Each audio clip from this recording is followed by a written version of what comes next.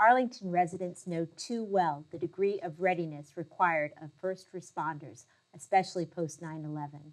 Joining us today is Josh Wise, firefighter EMT, Brian Lynch, firefighter paramedic, and Matt Martin, he is a police corporal. Thanks for joining me, gentlemen.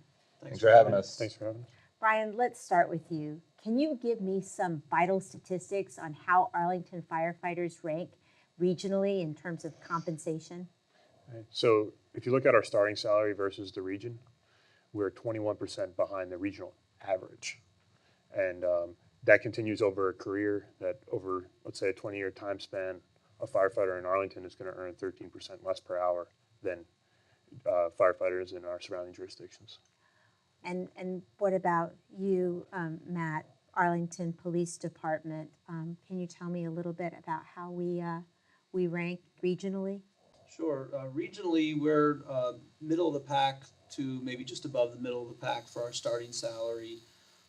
When you look at several factors, the biggest one is that Arlington requires 60 college credits for its police applicants, and we're the only agency in Northern Virginia with that requirement. So when you take that into account, other agencies actually provide an add-on or a bonus for applicants with a college education. So once you factor that in, we drop even further behind.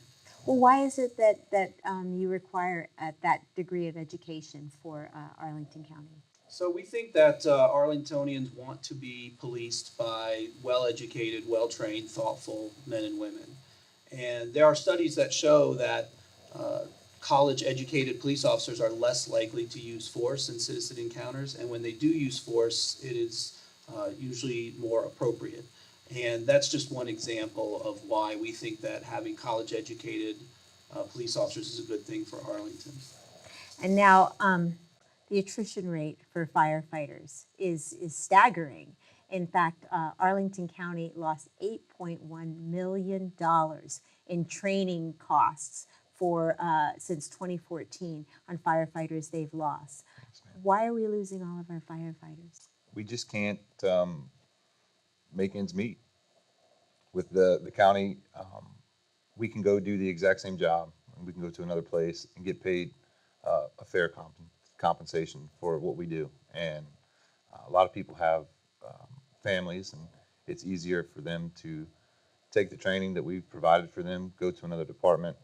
They are preferential hires, and then they get to go and start at the new place.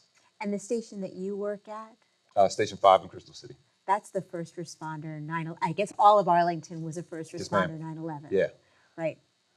They were the first unit on scene for when the plane crashed into the Pentagon. Okay, so I'm assuming that you're high tech, great equipment. Yes, ma'am. Yeah. State of the art. State of the art. Absolutely.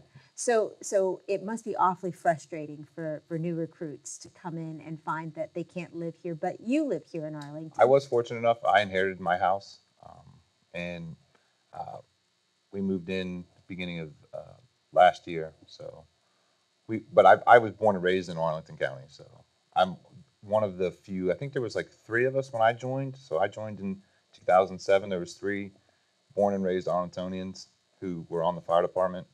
And then I think there's about 2 of us left now. Wow. Yeah. And Matt, how down staffing wise are you right now for Arlington Police? So our authorized strength is 370 officers. And by the way, it's been around that number for about 15 or 20 years now. So despite the growth in Arlington, both in population and development, we have not added a significant number of officers in that time. But right now, today, we are operationally 48 officers below our full staffing. We have about 20 to 25 recruits somewhere in the training process, but they are generally months away from becoming solo patrol officers. Wow, that's a lot of stress on the officers. It is, and it requires a lot of overtime to meet minimum staffing requirements. Every patrol squad has a minimum number of officers who need to be working at any given shift. And because of our understaffing, we frequently need to pay overtime to get officers in to meet that minimum staffing. What a waste. That's a terrible waste of money. Is that true also for the firefighters, Brian? Yeah, so we have over a dozen vacancies right now, and What that results in is mandatory overtime for our firefighters, because when we don't have enough firefighters in the morning, which could very well be the case tomorrow morning, we have to keep a minimum staffing level in order to keep you all safe.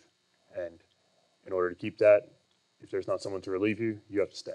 Okay, and I totally understand. It's great to get overtime, but would you agree that a lot of these gentlemen would like to go home and be with their families? Absolutely, but their families depend on them coming home and doing what we call shift change at home, where my wife would used to go to work, and then I would take over the daycare, the daddy daycare, as my wife would call it, and then I have the kids until she gets home.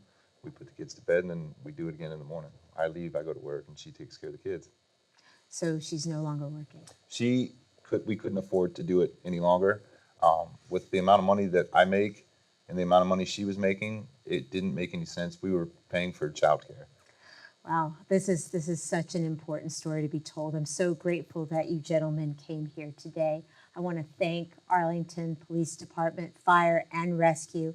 Myself personally, I just slapped my mic. I mean it. It's so dear to my heart. I also want to direct you to the Sustainable Scoop for more in-depth coverage on this story as we delve deeper into how important it is that we continue to maintain proper staffing and readiness here in Arlington. We also make sure that we keep the highly trained and sincerely devoted responders that we rely upon every day.